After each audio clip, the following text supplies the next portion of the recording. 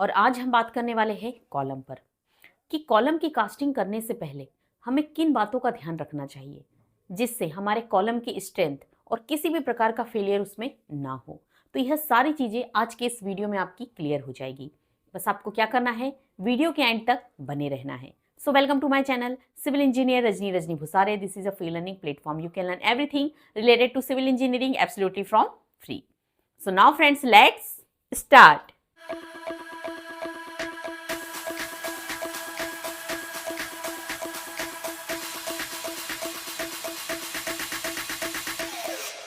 So friends, as you all know that column एक important part होता है हमारे मकान के लिए।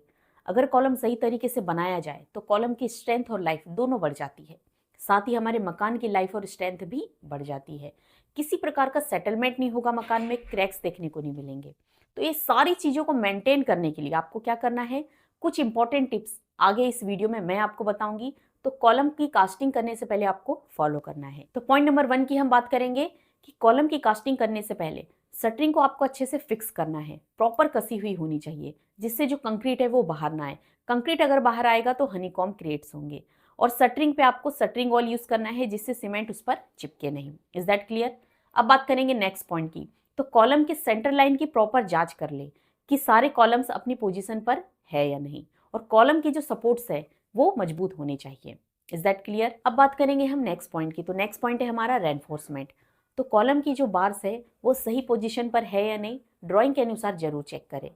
आफ्टर दैट आपको क्या करना है, कॉलम में जो ओवरलैपिंग प्रोवाइड की जाती है 45D या 50D आप प्रोवाइड कर सकते हो। और हमेशा आपको ये ध्यान देना है कि जो ओवरलैपिंग है वो सपोर्ट पर प्रोवाइड ना करें, हमेशा आप मिड स्पान पर प्रोवाइड करें। और जितनी भी बार्स है उन्हें आप अल्टरनेट कट करें, सारे जॉइंट्स एक साथ नहीं आनी चाहिए। Is that clear? अब नेक्स्ट पॉइंट है हमारा कि कॉलम की जो नंबर ऑफ बार्स है उनकी संख्या उनके ऊपर आ रहे लोड के अकॉर्डिंग ही आपको इंश्योर करना है। इसलिए आपको क्या करना है, किसी अच्छे स्ट्रक्चर इंजीनियर से कंसल्ट करना है। एक इंजीनियर ही आपको बताएगा कि कॉलम के ऊपर कितना लोड आएगा, कितनी नंबर ऑफ बार्स आपको प्रोवाइड करना है। तो ये सारी चीज़ें आप किसी अच्छे इंजीनियर की एडवाइस लेकर ही करें। बिना ड्राइंग के कॉलम बनाना बिल्कुल ही गलत है, जिससे इन फ्यूचर आपको बहुत सारी ऐसी समस्याएं देखने को मिलेगी। तो जब भी आप कॉलम बनाएं किसी अच्छे इंजीनियर से ड्राइंग डिटेल जरूर लें। अब बात करेंगे हम नेक्स्ट पॉइंट की। तो नेक्स्ट पॉइंट है कि कॉलम में मेन बार्स का जो डाया है वो 12 mm से कम आपको प्रोवाइड नहीं करना है। सपोज दैट आप स्क्वायर कॉलम बना रहे हो तो उसमें आपको 4 बार्स प्रोवाइड करना है, और आपका सर्कुलर कॉलम है तो उसमें आपको 6 बार प्रोवाइड करना है। Is that clear? So our next point is कि कॉलम के सपोर्ट्स पर सबसे ज्यादा टेंशन जोन होता है, तो वहां पर आपको स्टीरअप्स की जो स्पेसिंग है वो 75 से 100 mm प्रोवाइड करना है।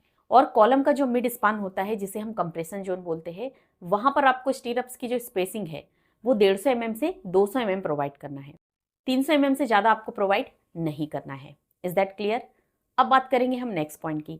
तो नेक्स्ट पॉइंट है हमारा कि कॉलम का साइज हमें क्या रखना चाहिए। सपोज दैट आप ग्राउंड फ्लोर बना रहे हो तो वहां पर आपको कॉलम का साइज रखना है 9 इंचेस बाय 12 इंचेस या 12 इंचेस बाय 12 इंचेस।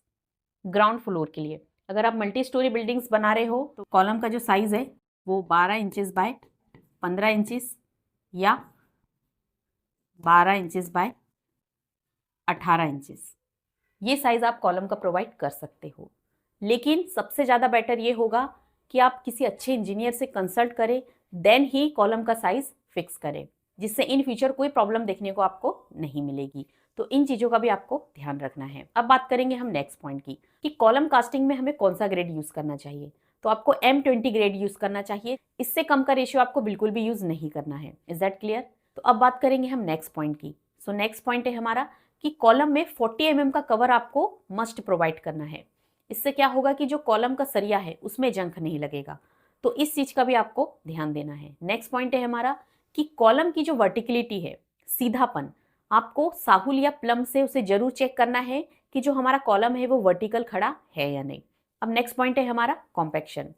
तो कॉलम कास्टिंग में कंक्रीट डालते समय आपको वाइब्रेटर का यूज करना है। वाइब्रेटर का अगर आप यूज करते हो तो हनीकॉम्ब नहीं आएंगे, पोरोसिटी कम होगी, जिससे आपका कॉलम की स्ट्रेंथ भी बढ़ेगी और सॉलिड कॉलम बनेगा। तो वाइब्रेटर का जो यूज है वो मस्ट करें। Is that clear?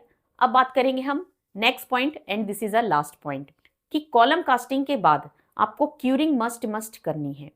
जब भी आप शटरिंग खोले तो कंटिन्यू 10 डेज तक आपको क्यूरिंग करना है, जिससे जो कंक्रीट है उसकी स्ट्रेंथ बढ़ेगी और आपका जो कॉलम है वो सालों साल सुरक्षित रहेगा। तो यहाँ पर हमने सारे पॉइंट डिस्कस कर लिए हैं कि कॉलम कास्टिंग करने से पहले आपको किन चीज़ों का ध्यान देना है, ताकि इन फ्यूचर आपके मकान में, आपके कॉलम में किसी भी प्रकार की समस्या आपको देखने को ना मिले। आई होप फ्रेंड्स इस वीडियो में बताई गई जानकारी आपको अच्छे से समझ में आ गई होगी। फिर भी अगर आपको कोई डाउट है तो आप कमेंट्स करके पूछ सकते हो, और इस वीडियो को ज़्यादा से ज़्यादा लाइक शेयर कर चैनल को सब्सक्राइब जरूर कीजिएगा, ताकि आगे भी आपको ऐसे इंपॉर्टेंट वीडियोस मिलते रहे। आज के वीडियो में इतना ही, मिलती हूँ नेक्स्ट वीडियो में। Thank you for watching.